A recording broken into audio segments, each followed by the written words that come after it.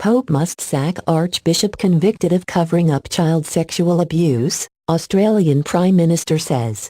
Philip Wilson found guilty failing to report repeated abuse of two altar boys. Australia's Prime Minister has called on Pope Francis to fire a Catholic archbishop found guilty of covering up child sexual abuse.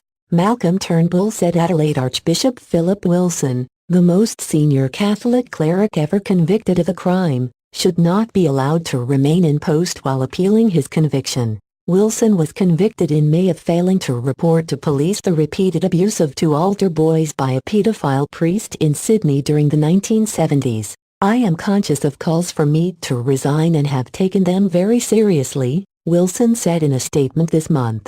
"However, at this time, I am entitled to exercise my legal rights and to follow the due process of law. Since that process is not yet complete, I do not intend to resign at this time," he added. Wilson was sentenced in a Newcastle court to 12 months in detention. He remains free on bail and will return to court next month to find out whether he will serve his sentence in prison or at a sister's house in home detention. He must serve a minimum of 6 months before becoming eligible for parole. Wilson stood down from his position as Archbishop days after he was convicted. New South Wales Police Minister Troy Grant, who was a police detective in the 1990s when he uncovered widespread church child molesting in the Hunter Valley, has condemned the Vatican's support of Wilson.